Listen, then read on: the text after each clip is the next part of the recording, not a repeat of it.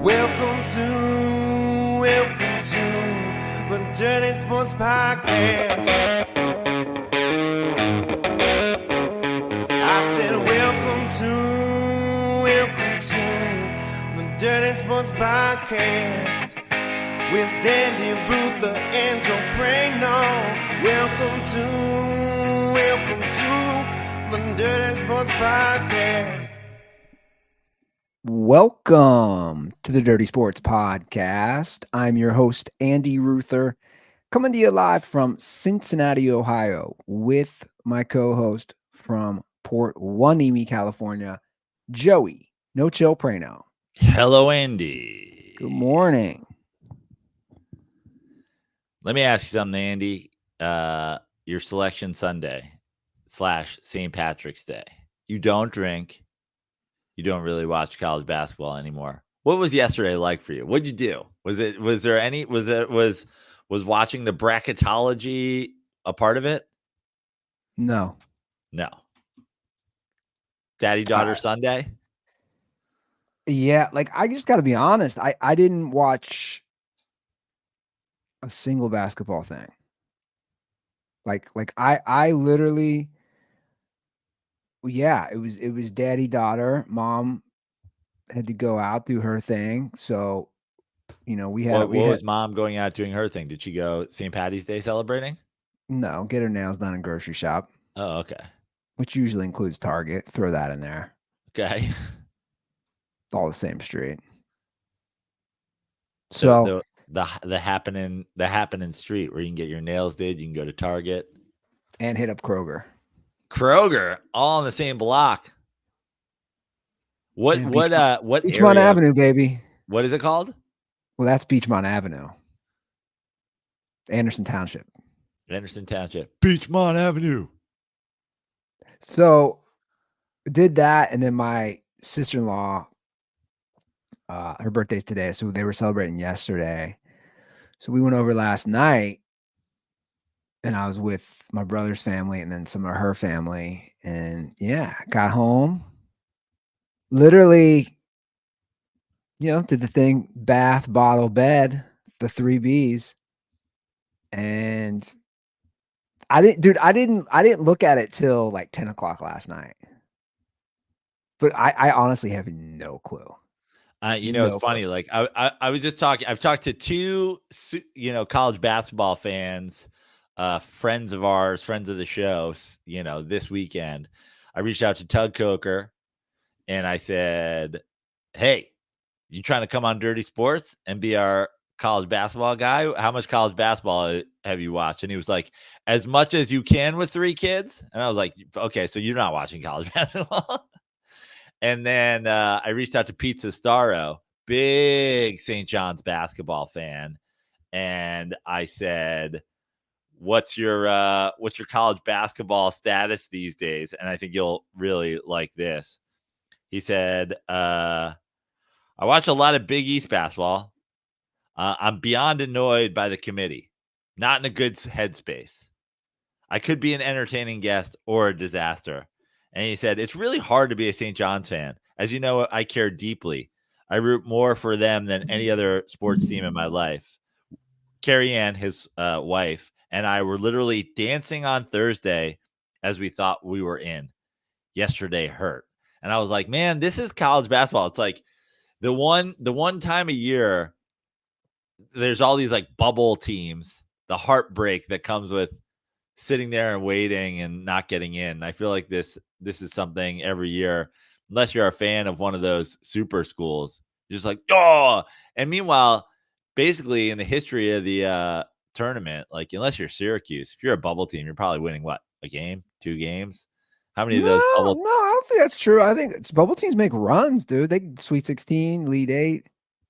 There's been Final Four. 16 is 2 games. Well, I think I don't know. I don't know if off the top of my head, I bet that's not true. There's also the definition of a bubble team. I don't know what that is. A 12 seed, 11 seed, 10 seed. I don't know, but I did see that both a few schools, including St. John's, were so upset they're declining the NIT. Oh, wow. So St. John's has declined the NIT? So, I mean, this is the headline from ESPN. St. John's, Oklahoma, Pittsburgh decline NIT invites because they're mad they didn't make it, which is kind of amazing thing, because, if you're St. John's, New York. is the NIT still fully it's not fully in I think last year might have been the last MSG NIT? Yeah, with the semis and the finals. Yeah, because that would have been that would have been it seems like a somewhat good consolation prize would be being St. John's and going and running through the NIT at the Garden, at least for fandom in New York City, which is so important for them and recruiting there and stuff like that. But guess I'll see Pitino at Wingfoot in April. Well, he's pretty upset. Yeah. Hookers beware. I was just about to make a joke about that. I mean, look, obviously the expectations were high. It's his first year there. I mean, again, I didn't watch enough. Obviously, there was a lot of other teams that are declining this, but dude, I don't know. I mean, we do this every year as far as like anybody who like the whole thing of the bubble team and shouldn't they have gotten in. Look, we have AI for everything else. Can't AI decide this? Yeah. And just all the teams go on the bracket with like fucked up fingers and shit. Like the one thing AI can't do is make fingers that look normal. Well, why is that the thing that AI can't figure out? I don't know. It's like cartoons. Remember, like they're like, oh, cartoons never have 5 fingers, and it's like AI just can't figure that out. I mean, I did it last year. This will be me getting my plug in. I'll be at New York Comedy Club Stanford April 25th of this year. I did it last June, and I tried to make an AI art of poster of myself, and it's just like everything. I was like, put middle-aged man drinking a Miller Lite while wearing a Mets hat in Stamford, Connecticut, and it was like pretty good, except then it would just be like holding a fucking can with like a mangled hand. Yeah. Well, I don't know. I mean, you would think again, humans, why are we deciding? Isn't there like an algorithm you can plug every team in? You would think so, right? We have that for everything else. Yeah. Although college football tried that with the BCS. But something tells me that the college sports doesn't have the best algorithm.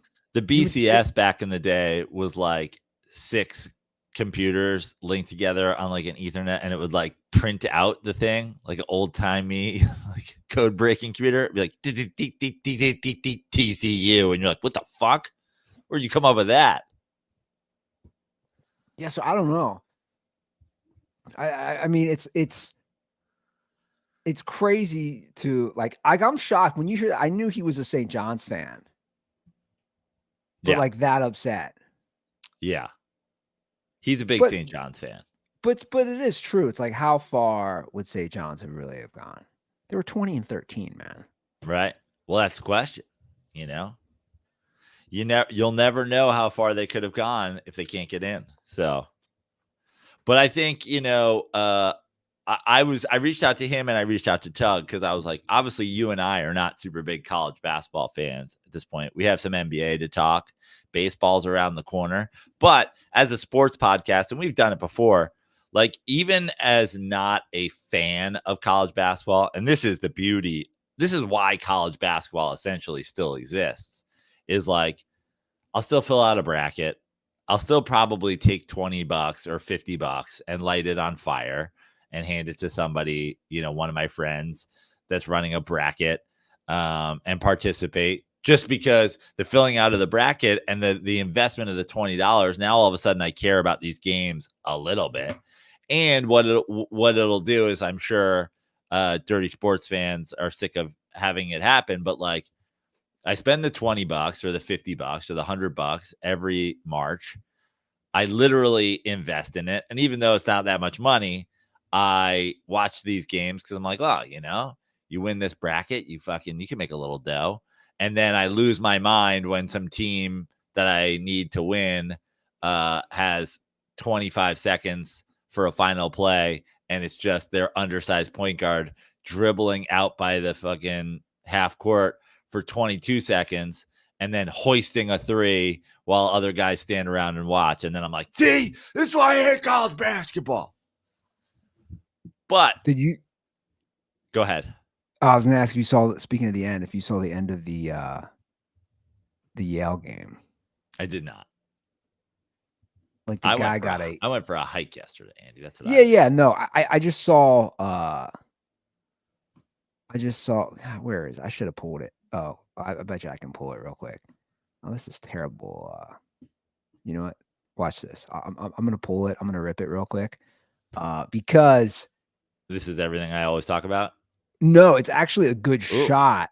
See? And you're like, it's the opposite. I'm like, how did this guy get so wide open for a layup? But even how he shoots it, I don't know. To me, I watched it a couple times. Like, it looks funny to me. I was like, is there something that I'm missing here? As far as it looks like the guy. I'm gonna pull this up. It looks like one of the boys I used to coach shooting a layup, where it's like, dude, just put the ball in the hoop. Here it is. So this is the final play against Brown. They win in the buzzer. I mean, it's cool. They win in the buzzer to get to the tournament. Right. Because obviously, pretty much almost exclusively every year, one Ivy League team gets in via winning their tournament. Correct. So this is the final play. Kind of unguarded at the top of the. Let's hold on. Let's bring it back. All right. The nice Ivy League logo at center court. I mean, and they'll zoom in on it. Like, was he not lefty? He is a lefty, but it looks like he was. It looks like he's not a lefty, right? It looks like a lefty. Looks like a righty shooting lefty. I see what you're saying. Yeah. Oh, give me a different. I didn't want this one. I wanted the one that, like, because so he drives in and you see the other guy pull. I'm gonna rewind it. The other guy pulls up. The guy down on the block chases after him. Yeah. And he's just wide open. That feels like, based on, when you said it feels like one of my fourth graders making a layup, my initial reaction is that guy is right-handed. I can see that. That's my initial reaction to why it looked like that. But even then, like, how did he get so wide open? That wasn't some Princeton backdoor play to beat UCLA. That was just all of a sudden they left a guy wide open on the block. And they were like, oh, you don't know about that guy? He can't make a layup. Just leave him there. And then he was like, what if I try my left hand? Yeah, as time expired. Not exactly Kyrie's running left-hand skyhook to beat Denver yesterday. No, but that's what makes it's great. The buzzer beaters. And I don't know. I would need somebody who knows college basketball. Has the transfer portal, has NIL, has the chaos made it would it create more chaos? I guess would be my question for March Madness. With all, I mean, Florida Atlantic University would they make the championship game last year as a 9 seed? You see what I'm saying? Like, did they? Yeah, they were in the championship game. Yeah, God, as a 9 seed. My brain is pudding, dude. But see, that's my point. Does all this create so much chaos that it benefits just a run like that? Yeah. Well, this will be a good segue into our next topic and the most important topic of the show, and maybe the most important topic in dirty sports in a few years. But what I think we need to do, and whether it's Pete Sestaro or Tug. By the way, real quick. Sorry to cut you off. Yeah. I'm incorrect. Okay, good. San Diego State beat Florida Atlantic in the Final Four. That's what I was saying. I was like, I remember them making it. By a point. Yeah. It was a good game. Still, if you had asked me the Final Four last year, I wouldn't give it to you, which is funny. Like, I subscribe. barely on Facebook, but like one of the pages that I'm like is like vintage Mets on Facebook, and they'll throw up like, here's a random starting lineup from like 1992, and they had it on there, and I knew every guy, every one of their numbers. I knew basically, I was like, yep, Keith Miller, 25, probably played center field that day, blah, blah, blah. Like, I'm going through it. And then you're like, who was the Final Four in college basketball last year? I'm like, I don't know. Gulf Coast State? Oh, no, you're confusing that with a couple years ago. It's actually Florida Atlantic. Just a Jello pudding brain. Well, I wouldn't have known this. Last year's Final Four, I would have known UConn because I knew they were just kicking everyone's ass on the way to the title. Last year's Final Four was Miami as a 5 seed. Miami, Florida. UConn 4 seed. Florida Atlantic 9 seed. San Diego State is a 5 seed. So maybe I did answer my own question. The highest seed last year was a 4 seed in the Final Four. Yeah. Which would indicate more chaos, so to speak. I don't know. Well, as I was saying before, I think because March Madness is upon us, and you and I are not college basketball, I think whether it's Tug Coker or Pete Sestaro or someone else, feels like we need to bring on, our own bracketologist for Thursday's Dirty Sports, and give the Dirtball fam out there, since we're not college basketball guys, give them some, I don't know, call it premium content when it comes to talking college basketball. See what you did there. See what I did there, Andy? I see what you did there. What would you be getting at, Joe? So, major announcement. Somebody play the air horns and the hockey goal light. Breaking Dirty Sports announcement. Big, sweeping, grand change here at Dirty Sports. This, I would say, is the beginning of a new era. I'd say we've had 3 or 4 distinct eras of Dirty Sports, and the latest one is being announced right now. As of next episode of the Dirty Sports, we will be hosted and we will be doing everything through Substack. We will be a Substack-based podcast network. And this will be your last fully free episode of the Dirty Sports podcast. We've already made the move over to Substack. You can go and subscribe to Substack by putting in your email right now on dirtysports.com. We'll take you there to our new Substack page. And we are asking the Dirtball fam to show their support for the Dirty Sports podcast by becoming paid subscribers to this show, which basically breaks down to $7 a month. But also, if you go over to our Substack and you explore, there's a lot of different payment opportunities or payment levels. There's founding members and all that stuff. But I think you and I should discuss, how this came to be, why we're here. But everybody should know that this is happening. It's already happening. It's begun. Yeah. So, I mean, look, guys, here's the thing that, well, first of all, I want to do everything in full transparency when we have this discussion, because a lot of you are like, what the fuck? Surprisingly enough, a lot of you did not notice a major change within our show from last year or the last 4 years until the last 3 months. And if you did notice, we didn't get we got literally one email about it, which was that we no longer, despite my sweatshirt and the reflection of the neon sign in the background, and despite my continued love of the actual beverage, we are no longer presented by Miller Lite. So we had a 4-year partnership, which was renewed every year. just so you guys, I'll give you guys a little back end, a little behind the curtain on what happens from the business end. We renewed with Miller Lite every year around November/December.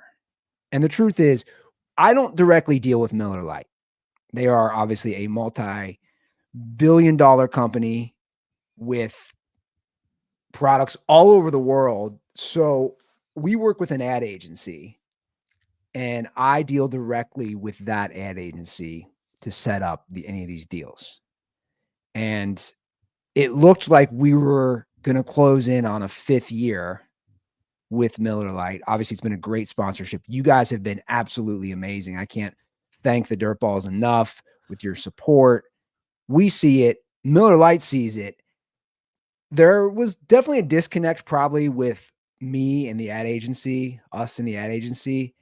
And we found out, again, to be fully honest, we found out a week before New Orleans. So Right. Joe and I were on a Zoom with the ad agency.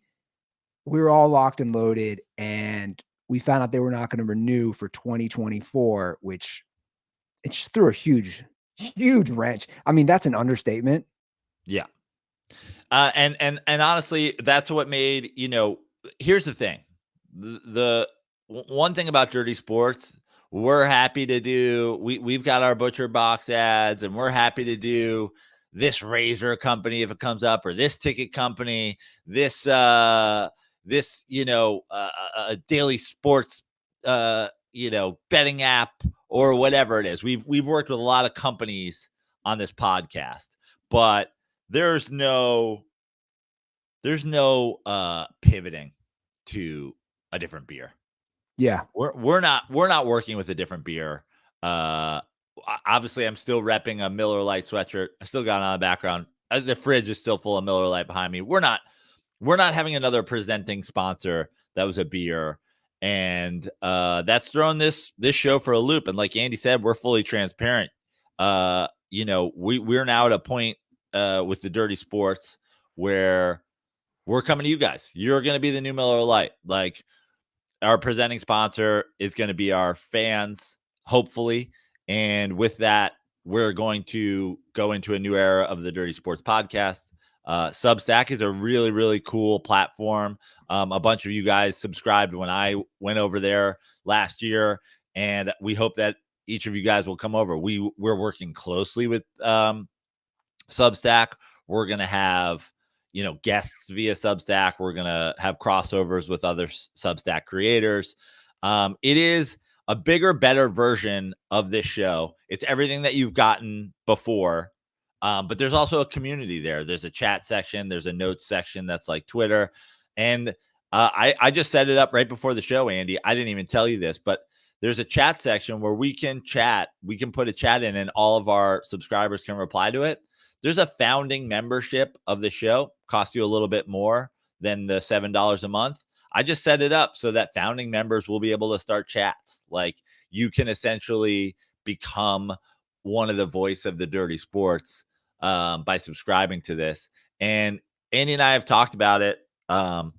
We know exactly how many people listen to this show, and we don't know what the future of Dirty Sports looks like because Andy and I have said, like, how does this change the future of the show? And we said yesterday, if everybody who listens to this show goes over and subscribes to the Substack, essentially nothing changes. It essentially just gets better, because now there's a community of people. They're all in one place. We have a chat. We have a blog. We have Dirty Slides over there. You're going to get Dirty Slides episodes. So, like, Andy and I have been talking about how this changes the show. And the truth is, it only improves it if you guys come along. Now, if only some small faction of you guys come along, then we'll see what happens. But the way I would like to say it, guys, is we can't believe how well you supported us and our partnership with Miller Lite. It was the Miller Lite era was a great era of the Dirty Sports podcast. But for the price of one Miller Lite draft a month, truly, this is what it would cost you to go drink a Miller Lite draft at your local Buffalo Wild Wings. You can support the show. You can keep this show coming to you twice a week. you can keep this show coming to you twice a week, but now with more of an online community, with more guests, with more bells and whistles. And we're hoping that you guys join us in doing that. And if you want to pay annually, which I would assume some people would do because there's a huge discount. So if you wanted to just say, hey, I would love to support you guys for the next 12 months, annually $70 for the year, which is $583 a month. And so this is a really important factor of this is wherever you're listening to this, Spotify, Apple, Google Play, whatever, nothing changes. You don't have to do anything. If you're listening and you don't subscribe, next episode is going to still show up in your same Apple box. And at some point in that episode, it's going to say the rest of this show's for paid subscribers. And if you go over and you subscribe, nothing changes. You can still listen to it in Apple. You can still listen to it in Spotify. You'll still get a video version of the podcast on Substack, on Spotify, on wherever. There's, I've talked to Andy about this. It's like, we've done this before with you guys, and I've never been disappointed with like the energy that you guys bring to it. When I said to Andy, what if we combine the 1,000th live episode with a couple stand-up shows? And he was like, you think enough people are going to come out? And then it's like, we go down to New Orleans, we sell out 2 stand-up shows and the podcast. You guys are all drinking Miller Lite. Like, I've never been disappointed when we said, hey, you think Dirtballs will harass the Mets to the point where we can get a first pitch? Never been disappointed with the energy. When I was standing on the mound at Citi Field, I was like, yep, this is what the Dirtballs do.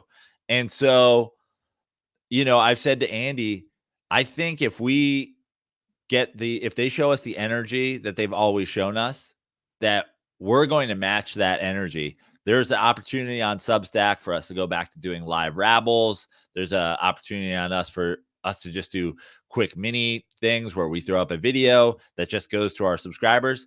The energy that you guys bring over to Substack and the amount of eyes that is coming on the Substack is going to determine what kind of content we do over there. And I'm honestly excited about it. As I said before, I think that if we get some folks to come over there and subscribe, and like I said, if you're listening to this, we know our numbers. If you're listening to this podcast, we know how many of you listen every week. If you guys just go, yeah, one less Miller Lite draft a month, I'm going over to Substack. It's going to be a really cool community of dirtballs over there. And it's going to take the show, honestly, to a different level of creativity, a different level of output. And I'm excited at that potential. Scared, Andy, I'm not going to lie. We said full transparency, scared. What if you guys don't show? But also at the same time, I described it to you yesterday as a reverse Field of Dreams. If you come, we will build it. And it's already there. dirtysports.com. Go there right now and you can see the Substack world. And I think, I'm really excited for the potential. Yeah. And I know some of you guys might think this is sudden. But we've been planning this out. I just want you guys to know. I mean, Miller Lite, again, has been the financial backbone, full disclosure, guys, of the show the last 4 years. They really have. So us learning that before the end of the fiscal year, so not to get too into the weeds, but how it works, these companies plan out their money for podcast, advertising, TV a year in advance on a lot of things. So just picture us, we get hit with this right before the year ends. There's no, hey, we can easily fill this with a different brand, a non-beer competitor. Like Joe said, we're not going to go with somebody. We stand behind Miller Lite. We can't really, in that amount of time, it left us scrambling. So the last few months, we've essentially been doing this show on a few ads here and there as we kind of calculate our decision and what to do moving forward. And Substack presented us with a great opportunity. It's a great community over there. I know a lot of you are familiar with it, and we can almost build our own little community. Not almost, we can build our own community over there. Andy, I want to say a couple things about that. We are building our own community over there. And if you think that you're going to go unseen, you won't. Hunter Welch, he's already subscribed. He's already paid. He's in. Like, that's the kind of shit. Like, we're doing this live on YouTube, and this podcast hasn't even aired yet. And the dirt balls are already showing up, and I knew they would. So shout out to Hunter for being the first person to get in there, link his credit card, and support the show. We can't tell you how much that means to us. Andy and I said when we started talking about this move to Substack, Andy and I said to each other, I was just like, the truth of the matter is, we can't do this show for free. Like, Andy and I can't do 2 episodes of this podcast every week for free. But at the same time, when in talking to each other, we said we also can't leave the dirt balls have been so committed to us that we just can't leave them with no option. We can't just be like, bye. And that's why this opportunity came about. And we just feel like we want to keep doing this show for you guys if you guys want to support doing it. And I know for a fact that there's not hundreds, but thousands of dirt balls who every month were buying a Miller Lite at the bar to support us. I saw it in New Orleans. I saw what you guys did in drinking them out of Miller Lite and them having to steal cases of Miller Lite from the bar next door. And by the way, I'm not telling you to not drink Miller Lite. I'm going to keep drinking Miller Lite. I love Miller Lite. That's why we're not pivoting to another beer. But for the price of one a month, every time you go to the bar now and you go, I want to drink Miller Lite to support Dirty Sports. You know what? Feel free to get whatever's on happy hour special and throw us that $7, and we'll throw you something great back. I was already talking to Andy Laz this morning about what we're going to do different with slides being on Substack. Andy and I, Ruther and I have already talked about some cool things that we're going to be able to do there that we weren't able to do, in the previous incarnation of the show. So we hope that you'll join us. I'm excited at the potential, scared and excited. Yeah. And again, I know some of you might feel like we're all just sudden just hitting you with this, but the time was right. We had made the necessary moves to kind of get everything locked in place. And obviously we want to continue doing this. We want to continue to make this work. And that's where we're at right now. And that's, things happen and shit, guys. 10 years. 10 years. 10 years. Like, I'll be real for a minute. 10 years. I mean, I'll drink to that. It's a Monday morning, Andy, out here still. I'll drink to that. 10 years. There's no 10 years without you guys. That's what it is. That is the truth at the end of the day. And we knew that. And we were like, we just can't walk away from those people. Andy's got a kid. I got stand-up shows. We got stuff that we do. Andy was like, we were both like, it's easy enough for us to be like, hey, man, I got a daughter who gets an ear infection every 4 days. And I'm not I'm not getting paid for this show. I gotta go. But we were like, nah, man, it's just that's not the way it's gonna go down. At least not right now. We're giving the dirt balls a chance to do what they did with Miller Lite and just be like, yeah, man, we can support you guys. We got you. It's gonna be a fun time over there. I already know it. I'm excited.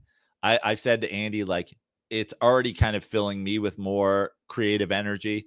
Last year when I signed up for Substack on my own, I started doing Knicks playoff live watches. Like, I'm just doing that. Like, that's happening. Like, this isn't oh my God, let's, if we get so many subscribers, we're doing this. Like, guys, I'm watching Knicks games live on the Dirty Sports Substack. Like, it's happening. You guys will be able to chat in. You'll be able to note in. We'll be able to give me things. We're going to be able to do mailbag questions. via our chat. We're going to be able to do so many things. It's just, think about it this way. The Reddit community, which is like, has a lot of great people in it and has a lot of faceless trolls. The Twitter community, which has a lot of great people in it and a lot of faceless trolls. The YouTube, comment section, all those things. It's all in one place now. It's all in one place. I don't have to go over to Reddit and find out what you guys think. I don't have to go over to YouTube and check the comments. I don't have to go over to Twitter. I don't have to go check the polls on Spotify. It's all in one place now. And it's kind of like, when Andy and I talked jokingly a while ago about the DSPN aspect of it, I think this is where that, Dirty Sports grew a lot over the years when we first started joking about a DSPN. This really feels like what that is. Dirty Slides is already on there. Is there going to be other podcasts that are added to the Substack Dirty Sports network? There might be. It's all going to be kind of us matching your energy. So we hope you'll join us there. DirtySports.com.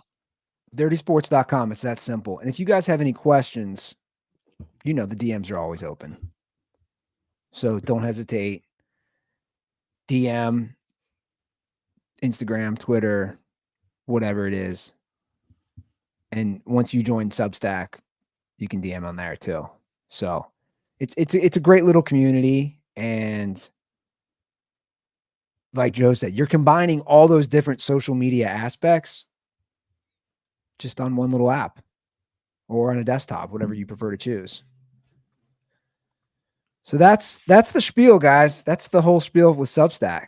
I think there'll be a couple of more mini versions of that spiel in weeks to come, but that's the first one. And now that, like Andy said, any questions, don't hesitate to hit us up. But also in the meantime, we have sports to talk.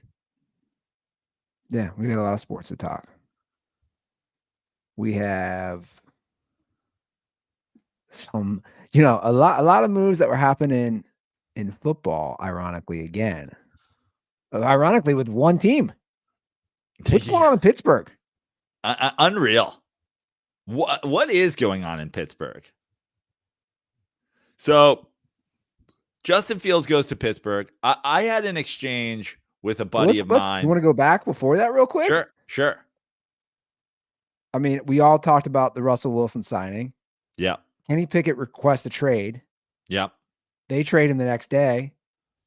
And then they trade for Justin Fields, who's apparently worth a bag of chips at this point. Right. Now, I saw somebody joke. I'm going to shout out our hockey correspondent. I saw our hockey correspondent, Ryan Klatt, joke in the Mean Girls Twitter chat that here comes Prano on next episode talking about a Jalen Hurts, Kenny Pickett quarterback controversy. LOL. Obviously, I don't even want to say I've been a defender in any way. I just think if you look at the Pittsburgh Steelers offensive line, they were one of the worst in football last year. And I know I come off as some sort of Kenny Pickett slurper to some factions of the Dirtball fam, the same way I do about Daniel Jones, apparently another guy who's, playing with a 30th or worse offensive line. I think it's hard to judge quarterbacks when they're absolutely under fire.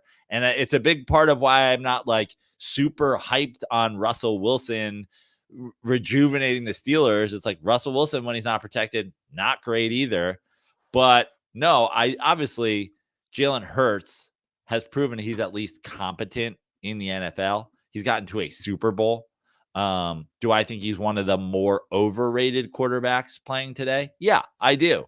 And do I think that Kenny Pickett is TBD / maybe, I don't want to say underrated, but like over criticized on a terrible offensive line? Yeah, I do. Obviously, there's not going to be a quarterback controversy in Philadelphia, but you want a Joe Prano hot take? When Jalen Hurts gets injured during the season from some combination of the what do they call it? The butt fuck? The brotherly Tush push. The tush push. When he gets hurt from some combination of the tush push and them running the Air Force offense of option with Saquon Barkley, I think I predict a week 11 Kenny Pickett. Like, Kenny Pickett looks pretty good. Kenny Pickett looks okay. Where was this Kenny Pickett in Pittsburgh? I think that the Eagles made a smart decision. They went and got a guy with starting experience to back up Jalen Hurts, who, whether you like it or not, has had injury issues. So I think that's what'll happen in Philadelphia. And then, of course, on the flip side, in Pittsburgh's now going out and just going like, if your quarterback is cheap, we'll take him and we'll figure it out. Now, they've said that there's no quarterback controversy in Pittsburgh either. Russell Wilson is their starter, but you don't go out and get Justin Fields because you don't think he might play. Yeah, I mean, from both teams, I like it. To me, it's a no harm, no foul. You have a backup in Kenny Pickett. You have a Justin Fields who obviously struggled as a quarterback. Great running back. Yeah. Struggled as a quarterback. We've seen it in this league. Guys go somewhere else and they jumpstart their career. Or they figure it out, so to speak. Sometimes a change of scenery is good for people with work. And I think the Justin Fields thing is what's sort of interesting about it, I guess, from the Steelers standpoint. And I knew this was going to happen. Like I started to say before, I traded text messages with a friend of mine who was like, this pick swap plus this, blah, blah, blah, and Justin Fields, and you get him cheap. And I'm like, no one's doing that, dude. I was like, and I said it on this show last week, like, I didn't understand the people in the world who were still like, this is what Justin Fields do. There's no evidence of it. Now, he's not Nathan Peterman, but there's no evidence that he's a starting quarterback in the NFL. But at the same time, if you believe in the athleticism and you believe in the upside and you believe in whatever, why not take a sixth round pick? The crazy thing is, why didn't the Bears just keep him if they were going to have a 6th round pick? Like, can't he just back up whoever you bring in as a rookie? So I read some things on that. There was concern that there'd be locker room division because some of the players like Fields, like Justin Fields, and that he's been professional. There hasn't been any issues with teammates. There really hasn't been any issues with management. Now, he said, I'd like to know where I'm going, which I think is totally fair from a player's point of view. Yeah. But that was the concern. The concern was, let's say Caleb Williams really struggles. They don't want to deal with the whole, now everybody wants Justin in. I think basically this year for Caleb Williams, it's sink or swim, and you're going to be a lot of sinking, but we'll get through this first year. What's crazy is you look around the league at this point, Aaron Rodgers, Patrick Mahomes, like, are two of the great examples of guys. Jordan Love, another example of a guy. They didn't start coming right in. So what's crazy is, like, I know there's a like dealing with your locker room situation and whatever. And I know it's hard sometimes because these guys that, like, again, we've talked about, this isn't college football. They're professionals. They make millions of dollars. All these leagues are player driven now. But almost if I'm the GM of the Bears, if I am only getting a 6th round pick for Justin Fields, I don't know why I don't just say, hey, man, we're drafting Caleb Williams because you just haven't been cutting it so far. Now, you might believe that that's what we put around you. And so therefore he might come in and struggle just the same. But what I'd like to give you an opportunity to do is I'd like to give you an opportunity to come in here and be the starting quarterback of the Bears again. I'd love a situation where Caleb Williams sits behind you for a year and you play so goddamn well that you go out and you get a free agent deal that is something that you deserve. instead of having to go somewhere and be a backup right now. I'd love to not start Caleb Williams week 1. To me, if I'm an NFL GM on a team that was bad enough to be, I mean, they were 7-10. So maybe they think they're a quarterback away from being a playoff team, but I'm not sure I agree with that when you look at the NFC, maybe even in I don't think they're going to be better than the Packers. They might be better than the Vikings this year because the Vikings also don't have a quarterback. But I would like that to be an opportunity, but I know that that's hard to sell anybody on. I know it's hard to sell Caleb Williams on that, and it's hard to sell Justin Fields on that. And we've talked about this. Chicago is where quarterbacks go to die. This is a long history. I'm not making excuses for Justin Fields. Good luck, Caleb Williams. What's funny is I'd argue you're the quarter, Jim McMahon wasn't some fucking multi-time first team all-pro. Have the Bears ever had a franchise quarterback would be a great question. Not in my lifetime. In my lifetime, the Bears have never had a franchise quarterback. Never.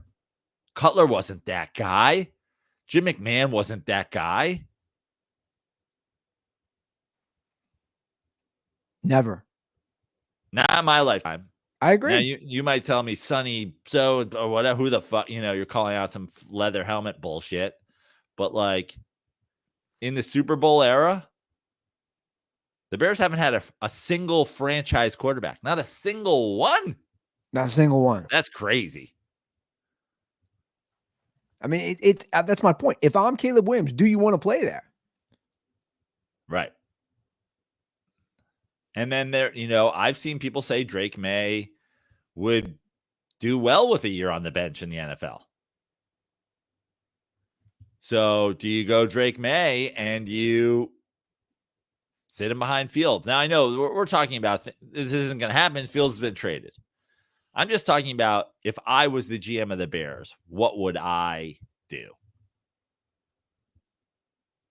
I don't believe in Justin Fields. I don't personally, because I'm how many seasons do you have to have before you're look competent for a second before I think it? But I guess if I'm in the GM of the Bears, I've already put myself in this position by having a shit team in the first place.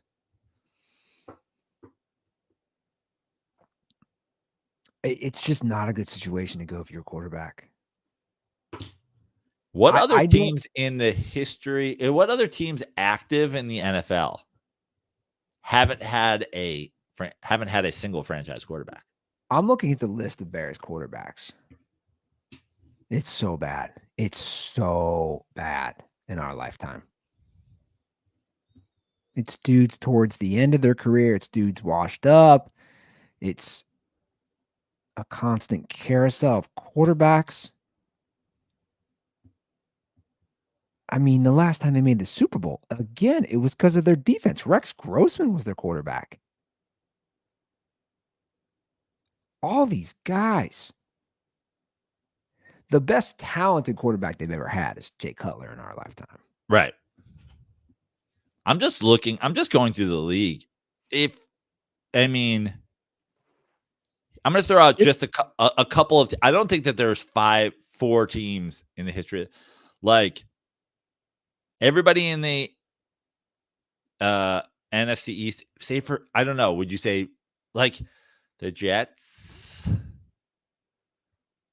They've had a franchise quarterback in the Super. I don't Pennington. Borderline. Aaron Rodgers right now.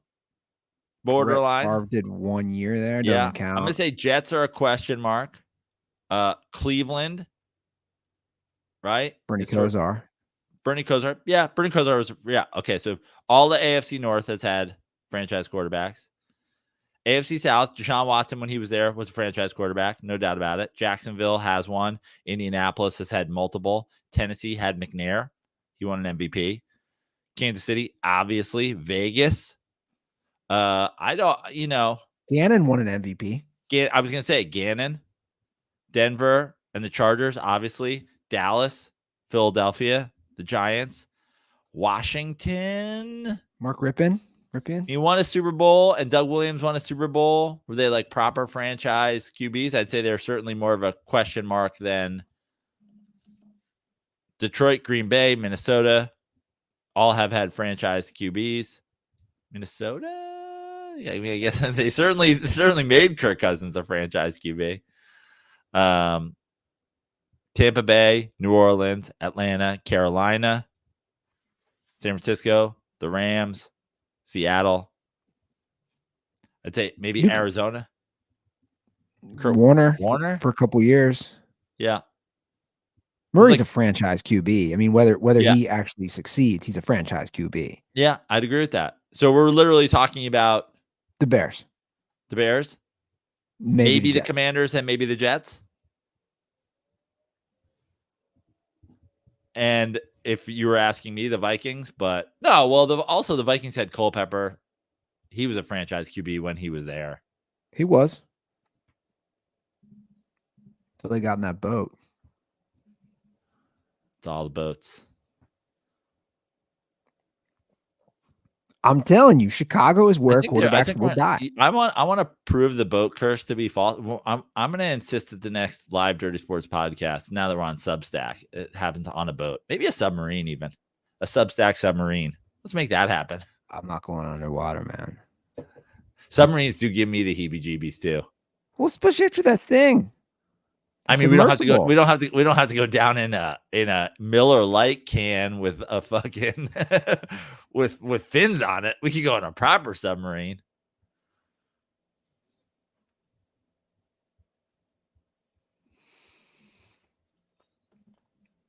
I'm telling you though, Chicago, man, not a place you want to go if you're a quarterback.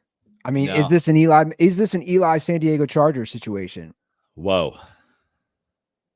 And now I've heard people say that, and I've heard, people say, what first overall picks get to go to 7-win football teams as well. True.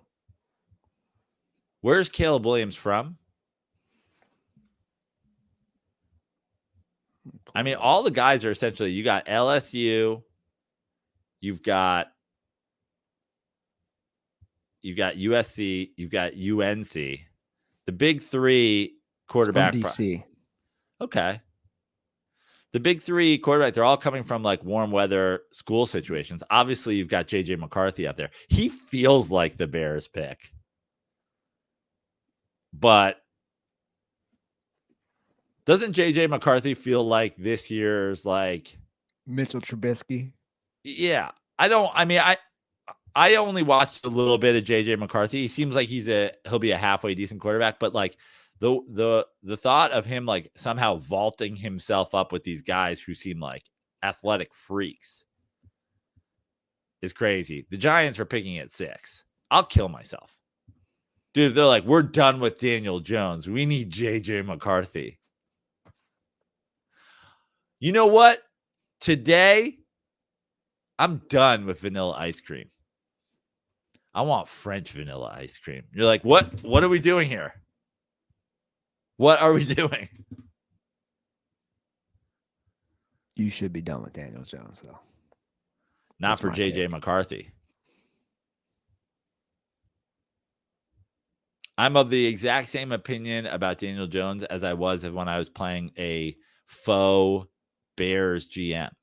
Okay. You're going to tell me there's 3 elite QBs in this class. And then there's JJ McCarthy, which people are, has suddenly gotten that Baker Mayfield somehow is going to get – now everybody's like, is he going to be the sneaky one? If the Giants are done with Daniel Jones and they want to make a move for one of these top 3 guys, okay. All right. I'll support that. But the idea of building your draft around trying to get your hands on a quarterback when it's not one of those guys so that you can move on from Daniel Jones seems dumb to me. Because okay, go ahead. No, I kind of want to pivot back. I want to hit you with something about the Bears. Okay. They just hate offense. I don't know if we've discussed this before. Not only have they never had a franchise quarterback, they've never had good receivers. Maybe that's why they haven't had a franchise quarterback. Brandon Marshall's pretty good when he was there. Okay, Brandon Marshall was. Allen Robinson's an elite receiver. You're going to die when you hear this. Never forget. I hope Swingman 9 signs up for the Substack. Let's fucking go. I need chats. The most receiving yards in Bears history as a franchise. Career, you're saying? Career. Okay. Or I'm sorry, with the Bears. Right. I'm talking with the Bears. Right. Career franchise. The career leader in yards. Yeah. Is only 5,000. And is it Brandon Marshall? No, it's Brandon Marshall's way down on the list. He's at 3,500. My point is, if Walter Payton is your fourth all-time leading receiver, who's the leading receiver? Johnny Morris. Don't know when this guy played. He doesn't have a picture. He doesn't have a picture. He played before cameras. 58 to 67. So their leading receivers are Johnny Morris and Harlan Hill, guys who played in the 50s and 60s. Alshon Jeffrey is their third all-time leading receiver.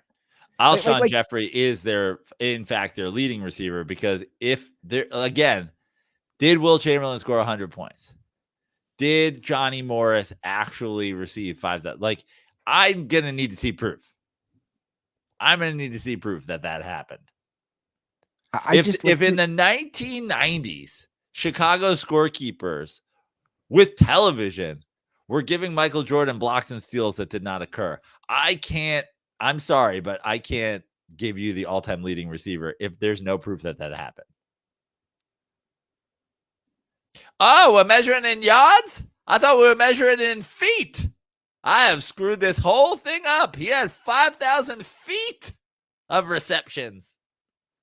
This is yards. I guess he's 1,500 then. What's the math on that?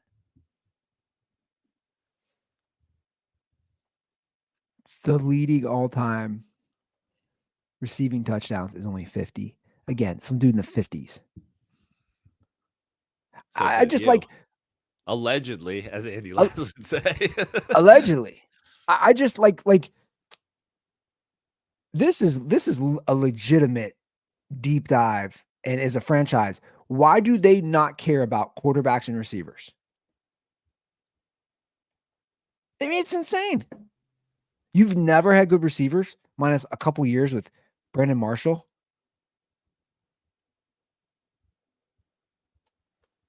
It's ridiculous. The Bears hate quarterbacks. They hate receivers. They hate offense. Yeah. They just hate offense. I get it. It's the NFC North football. You're playing at Soldier Field. It's a Saudi mess. How many great offensive teams have the Packers had? Yeah, exactly. The Vikings. In fact, Aaron Rodgers is probably the all-time leader in touchdowns at Soldier Field.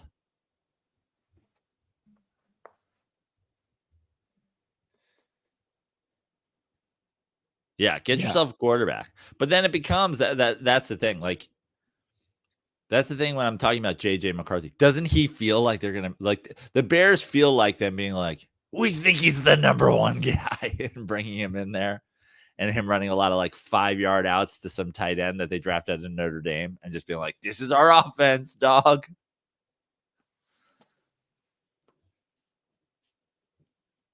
I really actually feel for Bears fans. Like when you do that, when you look at it, because even dumpster fire franchises have excitement. You know, they have one Super Bowl.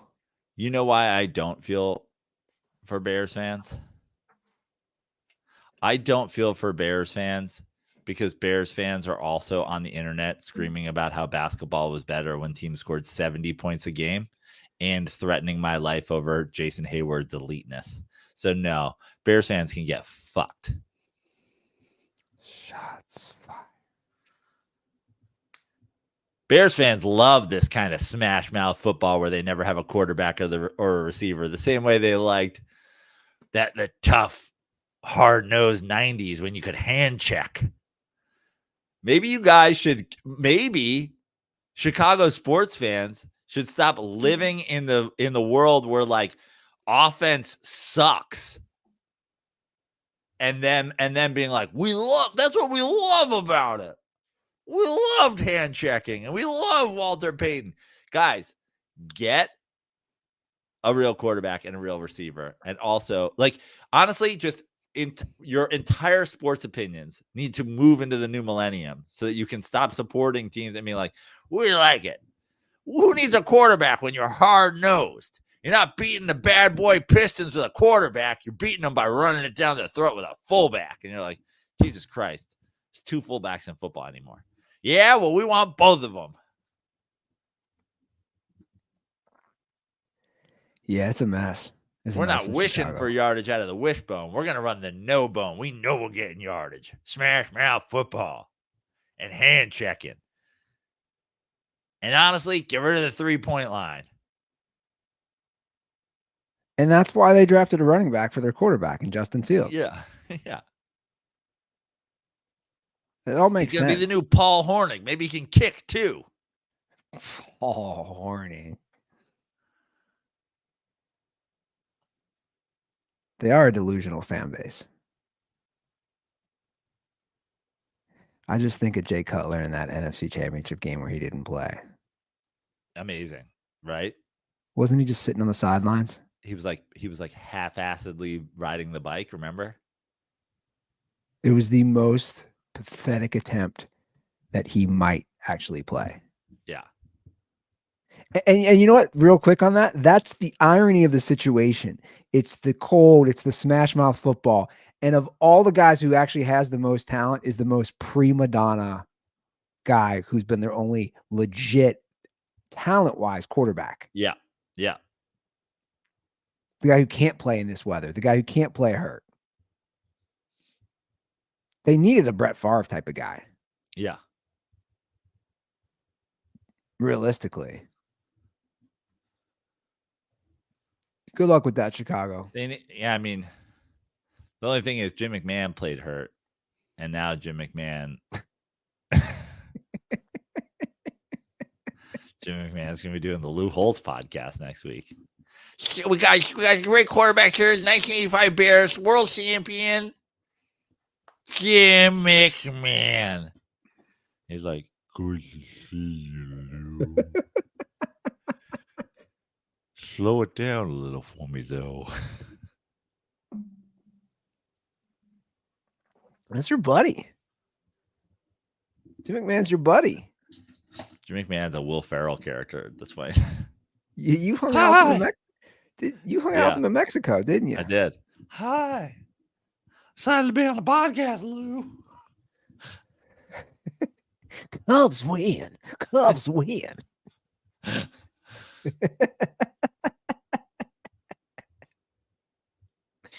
Speaking of CTE, I can't get enough of Great segue. I can't get enough of Antonio Brown. His CTESPM. Dude, his Twitter is insane. Dude, he's clearly not writing this because they're too clever. He's got some wild. We need to slide into Antonio Brown's DMs and be like, I think CTESPN should be a podcast in the new Dirty Sports Substack community. Dude, I was looking at it yesterday.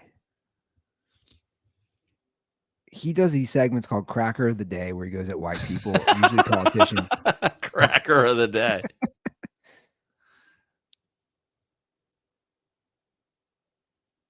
I mean, he's out of control.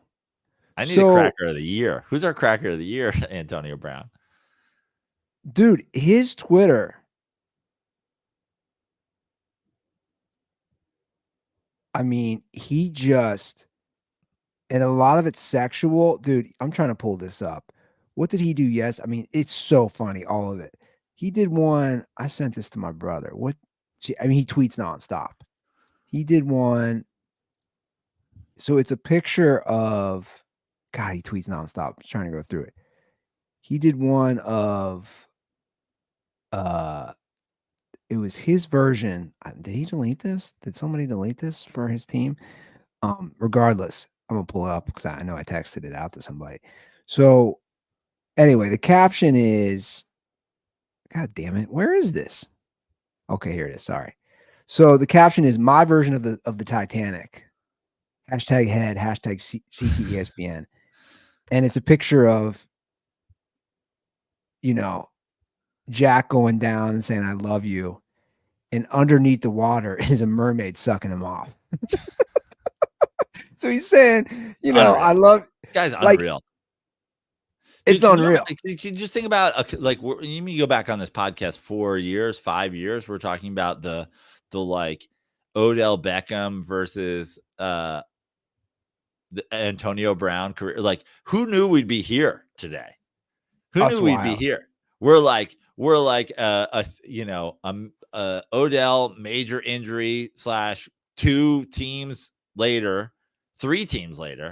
He's looking for his 5th team now. Antonio Brown left the field with his shirt off and transitioned into being a CTE tweeter with Cracker of the Day. This should be the undercard for Tyson Paul. It should be OBJ versus AB. It's unbelievable.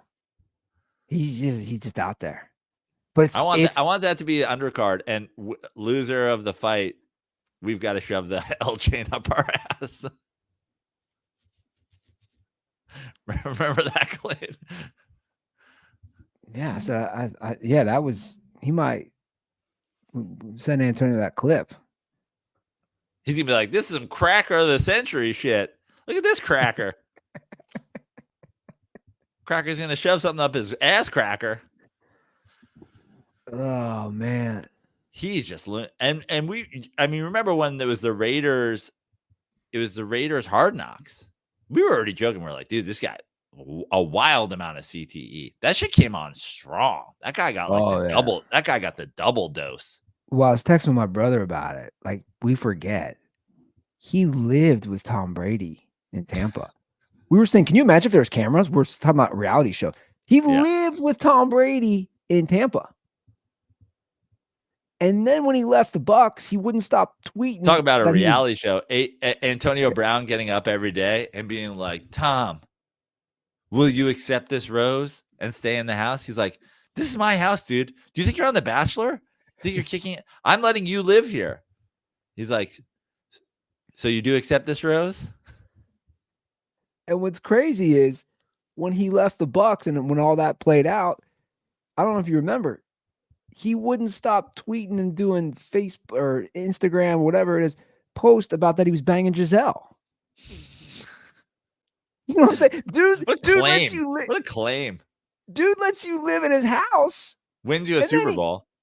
Wins you a Super Bowl, brings you, literally, you were a homeless dude on the street, basically. Tom Brady's like, I'm going to bring you in under my wing, resurrect your career, and then you end up claiming you were banging his supermodel wife? It's unbelievable. And Tom Brady took it seriously and was like, fine, then I'm divorcing her. Tom Brady needs to stop listening to Antonio Brown. He's like, wait, you weren't banging Antonio Brown that whole time? Yeah, it's crazy. I see you put a little NBA stuff on the rundown here. Well, I did.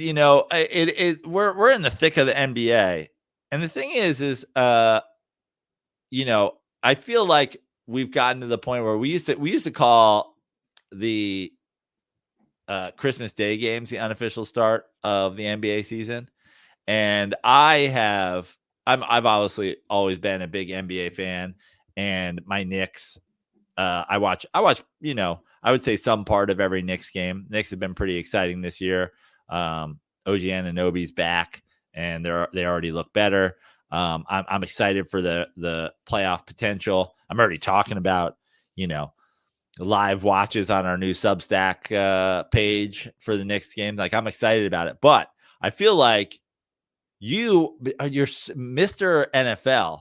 This guy it used to be NBA season officially started in December. Ruther's now NBA season officially starts after the NFL draft in early April. Like, this dude's like, it's perfect, man. He's like, right after the NFL draft is over, the playoffs start, and then I go in hot. Andy Ruther comes fresh off of the combine and the draft, and he's like, "What's going on in the NBA?" I'm like, "They're already in the playoffs." He's like, "Perfect for me. This is great. Wake me up when the first round's over, and I can watch the final 8 teams battle it out." So I just wanted to, what I wanted to do, and this is something we do on Dirty Slides a lot, but I thought it might be a good thing to do, is like a quick tour around the standings, just get you caught up what's going on. There's about 15 games left in the year. I thought we'd catch you up on like where everybody's standing and seeing how much you're paying attention and how much you're what your thoughts are right now. Where are you in your NBA fandom right now? You're like, dude, my girl gets an ear infection every 4 days. You guys want me to be honest? Like, I felt we were very honest earlier in this episode. Do you guys want me to be honest? And I don't know if it's going to bother the dirtballs, or you guys are just going to be like, okay, at least he's being honest. This is, I'm talking as the sport, not just NBA. This is the least amount of basketball I've watched since I started watching basketball. Let me ask you something in regards to that statement. And I feel like I know your answer, but also you sometimes surprise me. There's a lot of talk that this year's, and it's a ludicrous statement, but I understand where it's coming from. There's a lot of talk that this year's March Madness will be way more balanced between men's and women's basketball than in the past because of the Caitlin Clark thing. Does that garner any interest from you? Does like the Caitlin Clark thing, are you like, I'll check out a Caitlin Clark game? Maybe. Does having a little girl of your own change anything? And your love of Pop-A-Shot? Do you think maybe you have the next Caitlin Clark there? She does have a Pop-A-Shot in her basement. She does. And we actually have a mini, it's a combo now. It's a mini soccer net, basketball hoop, and a bowling pin. Wow. It's like a cheap. Oh, I know. I remember those. Yeah. I know exactly what you're talking about. So she can put the ball. Now she can't even walk yet, for the record. She can walk. She's scared. She can walk everywhere holding on to something. She does laps around everywhere. It's like, dude, you can walk. Stop it. Man up. As I always say, man up. Andy would be a great physical therapist at a rehab clinic. You can walk. Just fucking man up. He's like, I really can't. I need these poles to hang on to. No, pretty sure you're just being a little bit of a bitch. Just walk, motherfucker. Yeah. I don't think it's changed my interest level because I have a girl. But like I said, like I this is the least amount of basketball I've watched since I started watching basketball. And that's a combination of your undying love of the NFL and just having way more things to do. I mean, let's be honest. The Andy Ruther schedule at the Smut Shack was like Andy's breakfast, maybe a run, and then watching sports. There's a lot of sports. But you got to the point where after you were drinking, you didn't go out. You did, you were. But conversely, watch time way down, in-depth stories and analysis way up. So what I mean by that is all these times rocking a baby to sleep or dead time, so to speak. I'm on The Athletic. I'm on ESPN. I'm on the apps. Not, and it's not even highlights for me as much. It's like, oh, what does so and so have to say about these trades? What does so and so have to say? Dan Patrick to Jeremy Schaap. You're a longer form guy now. You're watching 11-part Patriots documentaries. You're like, who's got time to watch NBA games? I have my third Patriots dynasty based documentary to watch. I've watched the Aaron Hernandez doc. I've watched the Tom Brady doc. I'm now in the Patriots dynasty doc. And I watched Oppenheimer. Andy's seen the that took a lot of time. I mean, Oppenheimer, I had to do it in 2 days, guys. I had to do it, Me and my imaginary girlfriend, I see you fuckers out there, had to do it in 2 days. Oppenheimer and Belichick as men, very similar. Like fascinating what they did, but probably bad for mankind. I can see that. I can see the crossover. Now, I don't see Belichick as a womanizer, but you never know. Yeah. Well, he did, didn't he? Didn't we have that clip of him leaving that chick's house in like Southie recently? Did we? Yeah, dude. Did you miss that whole thing? The shirtless morning after Belichick? Wait, what? Bro. And I still don't know if this was like a real thing or a fake thing. This is like straight out of the Andy. Like this is like the most Andy Ruther headline of all time. There's a walk of shame? Yeah. A college girl's house? No. Has this been debunked?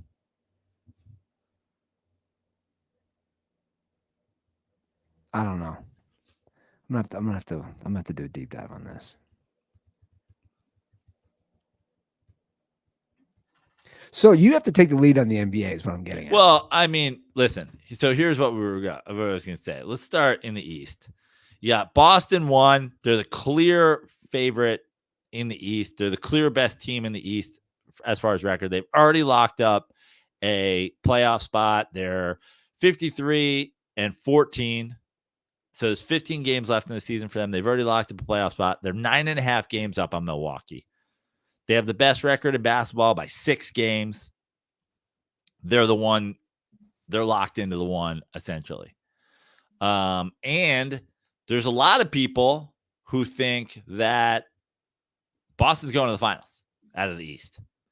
And I would tend to agree with them. But as we go down the list, Milwaukee 2, Milwaukee, Giannis and Dame. That's what we're looking at. Is there star, like if it ends up being a Boston-Milwaukee Eastern Conference Finals, is the two-headed star power of those guys enough to overcome a Boston team that is far deeper? Cleveland is third. They're 42-25. They're 11 games back of the Celtics, but they're only a game and a half back of Milwaukee. Here's the thing. Cleveland has had an incredible season so far for them. They've had a couple incredible runs. They had a long win streak, but they're not a whole lot different team roster wise than a team that the Knicks throttled in the first round last year. And I think personally the same thing, which is like, cool regular season. Are you built for the playoffs? And when obviously right now the Knicks are 4 and the Cavs are 3, so they wouldn't play if the standings held the same. But I'm like, I don't really see you, like right now, if the Cavs finish 3, they would get the Pacers in the first round, which I think could be a sneaky, difficult series for them. But at the same time, if they get through, it's Boston, Milwaukee, and New York that are the rest of the top 4. I don't see them beating any of those teams personally. The Knicks are at 4. The Knicks have looked remarkable. The Knicks looked amazing when OG came over in the trade. He got hurt. Julius Randle gets hurt as well. And they go through a tough stretch with injuries. But just since OG came back, they've looked infinitely better. Randle hasn't even returned. I actually think this might be a best case scenario for the Knicks. I talked about this with the Jeremy Lin situation, and I've talked about it a lot with the Randle thing, which is this is very much becoming Jalen Brunson's team. There's no doubt about that. Jalen Brunson is the guy in New York now. And I think that with OG back, if the Knicks continue to play great basketball, when Randle returns, there's just absolutely no chance that he tries to come in and be the alpha. Now, let me say another thing about Julius Randle. I've been pretty critical of the guy in his Knicks career, mostly because of that, him trying to be an alpha. I think if you loosely listen to my comments about Randall, you might think that I think of him as like our Carmelo, and that is not the case. Carmelo is one of the most gigantic, asshole, selfish basketball pieces of shit, egomaniac, fucking overrated basketball players of all time. Julius Randle seems like a good guy. Julius Randle seems like a guy who gives good effort. Julius Randle might not be the best defender, but he tries. Julius Randle actually passes the ball fairly well. And I think at some point during this season, prior to getting injured, was probably the team leader in assists. So he's not Carmelo Anthony by any means. He has been very bad offensively in the playoffs, and which is why I think, I'm excited for Randall to come back, and I'm excited for him to come back knowing that he is not the guy, because I think him with the right attitude about how to fit into the Knicks offensively, I actually think they are the only team that could legitimately give the Celtics a run. And that being said, I don't think that they do. And this is the most painful thing. I think the difference between the Knicks beating the Celtics and the Celtics beating the Knicks is this crazy, ironically, sadly, the Celtics have Porzingis, and Porzingis causes a major matchup problem. And I think the Knicks are deep enough and tough enough that they could challenge a Celtics team, but not one with Porzingis. Now, obviously, he's also has injury woes through the years, whatever. But now, will I be rooting? Do I think that there's an outside chance? Sure, but I wouldn't bet on it. After that, Orlando surging in the second half. They're at 5. Indiana, offensive juggernaut, can't play defense. They're at 6. Miami, the crazy Miami team, is at 7. Philadelphia without Embiid has fallen to 8th, so they're in a play-in. A Miami Philadelphia play-in game for the 7th seed is wild. Chicago at 8 Chicago at 9 and Atlanta at 10.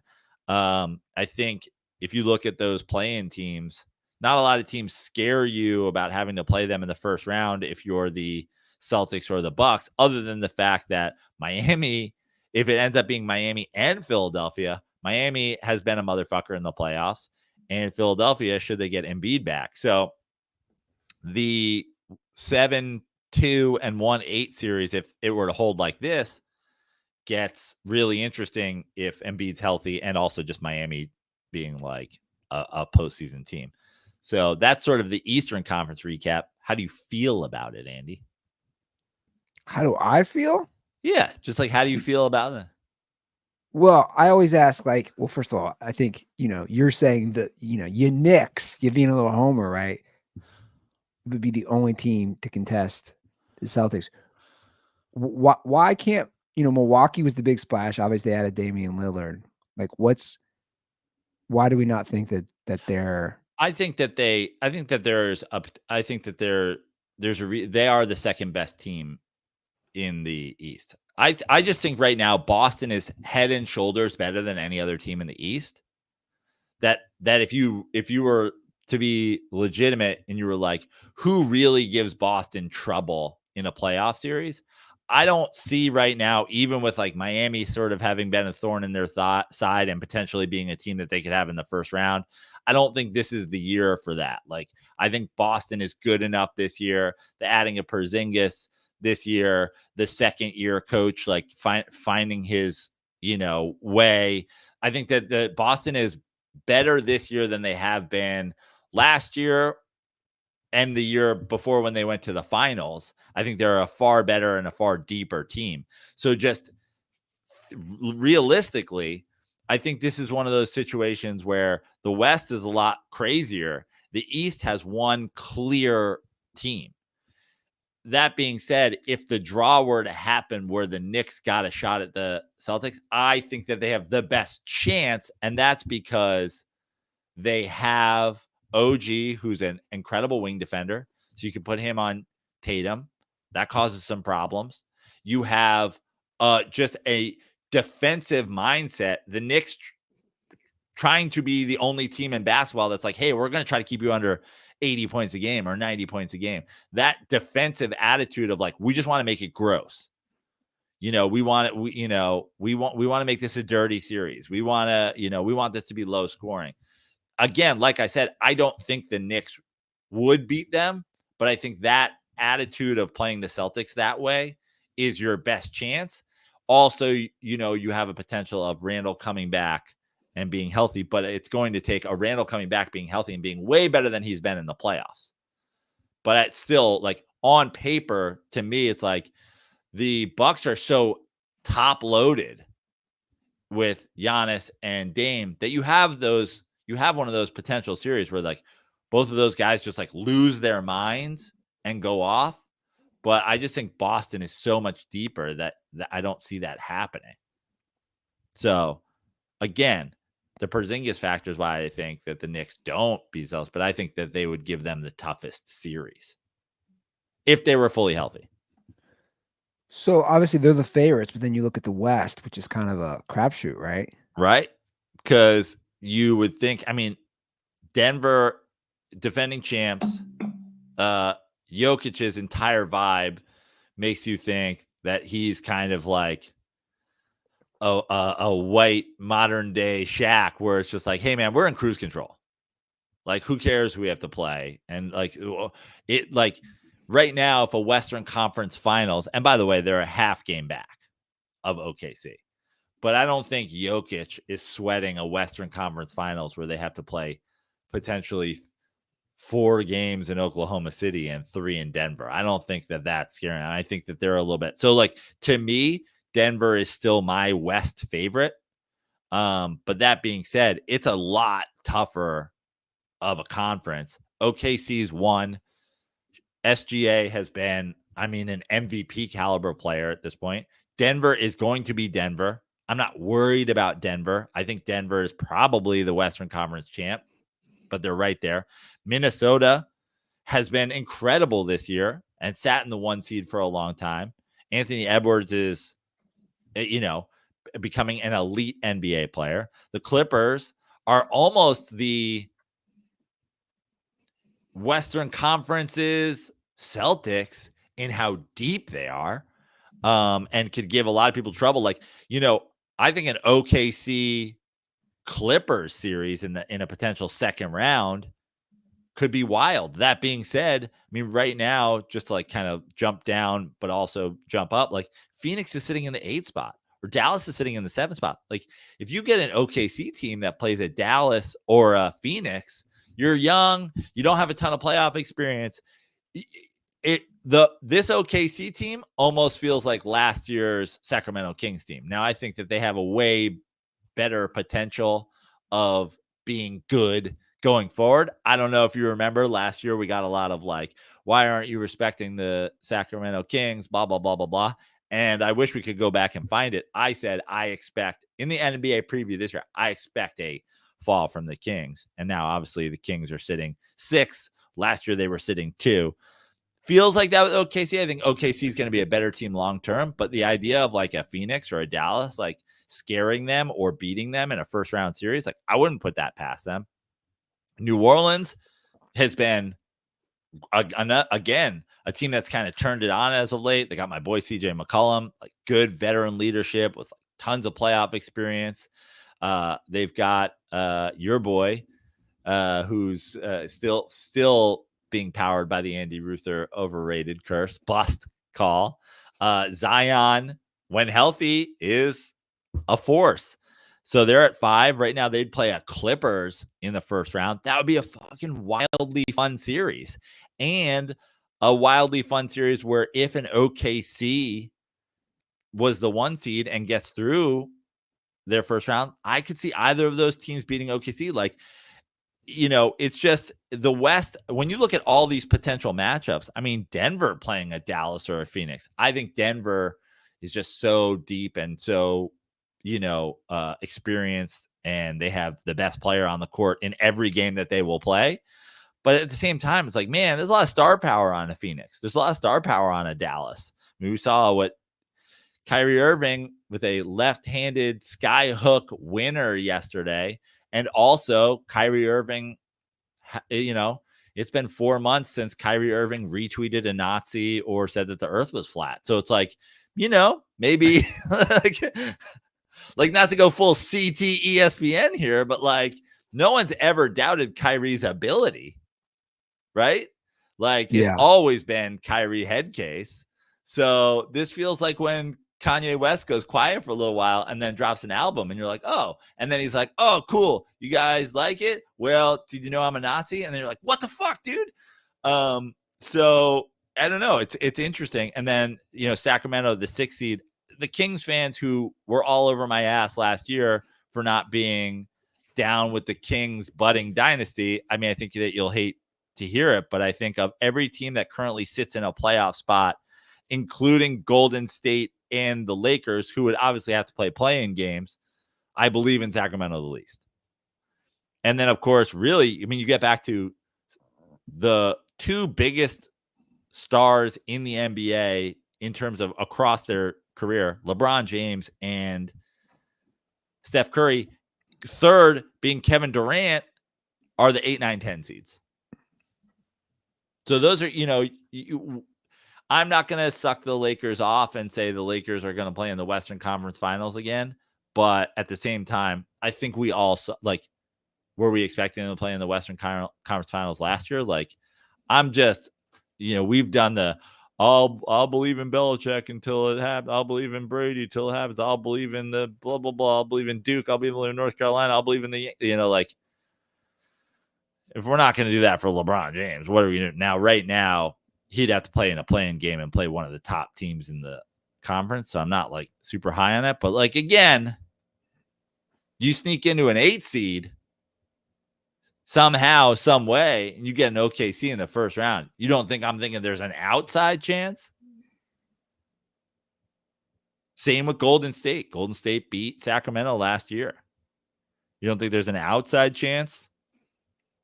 If they were to get a Minnesota or they were to get a OKC or they were to get a team without essentially Jokic.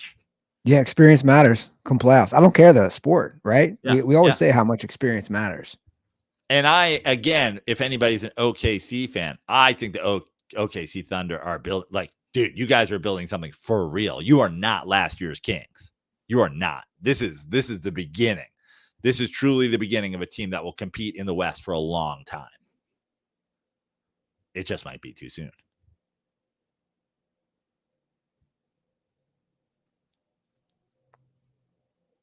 Look at that recap, Joe. Why am I watching games? You're just mowing it down. Well, for now, me. but see. So now I feel like what I've presented you with is like, hey, this is where we're at. You got 15 games left. Dive in. I mean, I'll crush the playoffs, man. I know you will. Playoffs will be in. Playoffs will be on. 15 games left though. Start crushing now. You said I can't finish the Patriots documentary? I mean, you can. Yeah, you also just got to watch basketball. I mean, Andy, we have a new Substack. They $7 behind the paywall. Andy's NBA hot takes. Well, get my little mini me to watch. Get her off the Coco Melon. Get her onto some sports. You asking me to fly to Cincinnati and get your girl involved in the NBA? Like, what do you want me to do? I mean, I don't know if anybody has any tips. She watches you play Pop-A-Shot. Maybe she'd like. She does, but even now, she moves. She's moved on. She's on the go, man. She can't. It's tough for her to sit still. So it's like, unless it's Coco Melon for some reason. So, I'm looking. Although I need the long Clay Travis tweet about how Coco Melon is crushing NBA in the ratings. That's stupid. It's crushing the ratings here, I'll tell you that much. New season just dropped for anybody who cares, actually. It's a seasonal thing? They dropped 2 new seasons in like the last 6 months. I didn't even know. I just thought it was like random videos. No, it's 10 seasons now. Jeez. Is there a plot? No, dude. I mean, it's how many different versions of Old MacDonald? How many different versions of I mean, I'm serious. So like there's a new season, but they're still doing the same songs. Dude, I can't explain it. It's genius, whoever did it. Like that's my thing. Kids stuff is genius. Whoever creates this stuff, because it's such a money making machine, and kids lose their mind. Like I don't remember as a kid if there was something that I just lost my mind over. I mean, I did watch Star Wars every day for like 3 years. I feel like there's a couple things. I mean, I mean, we're talking about young kid, like things that you lost. Like, because when I was a kid, I did like the first time I got introduced to baseball, like it changed my life. I was like, that's it. That's going to be the rest of my life. But like, I mean, I had the Hulkamania workout set. I was pretty into wrestling as a kid, which is, the joke I have. I turned 13 and I started thinking about women, and I abandoned the WWE forever, the WWF at the time.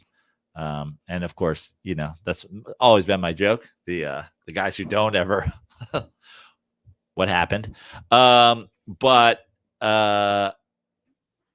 Teenage Mutant Ninja Turtles, I was pretty big into. I was big into that. Ninja Turtles. I had all the comic books, read they were pretty dark at first. We got into that, and then there's the TV show and blah blah blah blah. DuckTales was good. I was pretty big into He-Man. I had all the He-Man episodes on beta. Yeah, He-Man was good. He-Man was legit. Justice League. That's what really got me into like superheroes. There's a Justice League of America cartoon. Thundercats. Oh, every day after school, Thundercats. I started rewatching that like 6 years ago on Hulu. Out of curiosity as an adult. Yo. Lots of psychedelics to come up with some of this stuff. Yeah. Right? Absolutely. Thundercats. Voltron. Mm. Remember the Care Bears? Oh, yeah. Care Bear stare. They're just like firing. Oh my God. Can you imagine the people today? Stop trying to brainwash my kids into LGBT. There's so many rainbows in this. It was all rainbows. They made movies. You're grooming our children with small bears. I want to bring them back. Oh, hell yeah. Remember when the Gummy Bears had a cartoon?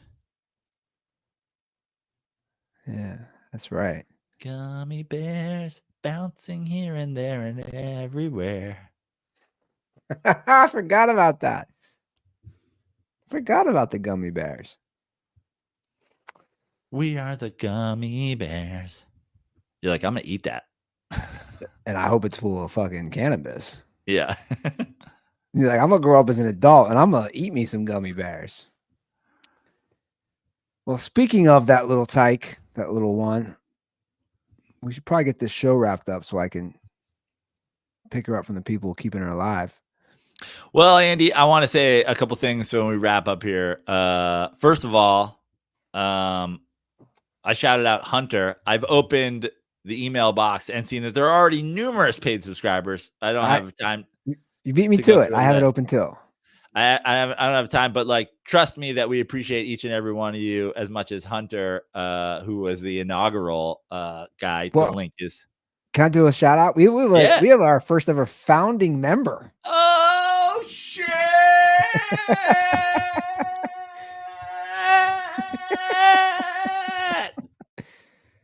Shout out to Harrison Foreman. Oh man. He dropping the money to be you could become a founding member. Which Harrison could go in there and just be putting shit in chats right now if he wanted. Because the chat section is open. You can create a chat if you're a founding member. I'd love to hear that from Harrison. Shout out to Harrison, one of my favorite names. I've always loved the name Harrison. So thank you guys. Shout out to all you guys who have already subscribed. Shout out to everybody who is hearing this for the first time in an audio version or on a video version on SoundCloud or on Spotify or on Apple Podcasts or wherever you're getting this. because nothing's going to change. You're always going to be able to get it there. You're going to be able to get it the same place you already got it. I'm sure that a lot of you guys have already subscribed to a ton of things on Substack, and this isn't your first rodeo. Kareem's on there. A former guest of the show, Jeff Pearlman, has a great blog on there. Tons of people, and we're hoping to link up with a bunch of them and have some folks on the show. But in the meantime, shout out to all you guys who have done it, and shout out to the people who are doing it when they hear this for the first time. Like we said, I'm still here drinking a Miller Lite, and I'm not against you telling Miller Lite that they've dropped the ball on social media, telling Miller Lite, hey, what happened with the Dirty Sports? That's like the whole reason I drink you guys. Not against that. Not against you calling out Miller Lite on social media, asking them what happened. We're down for that. That being said, we still support, and I will continue to be, drinking them during the show. And literally all I'm saying to you is, for the price of one Miller Lite draft a month, you can subscribe to what's going to be a pretty cool new community. It is the new era of Dirty Sports. The Miller Lite era, that was the last era. The new era, the Substack era. When they do the 11-part documentary on the Dirty Sports podcast, the Substack era will be its own episode. So come along, join us there. Lots of fun things to come. Follow me on all social media at Joe Prano, and come see a show sometime soon. April 25th, Stamford, Connecticut. Cool. Give us a ring, 310-359-8365. Once again, the link for Substack is pretty simple. It's in the description. Dirtysports.com. Dirtysports.com. That's what it is. That's where we're at. So much love to all the dirt balls, and we look forward to continuing everything. And again, last night, if you have any questions, you guys know where to reach us. Slide into those DMs. So we'll be here. All right, guys. Thank you, as always, for the support.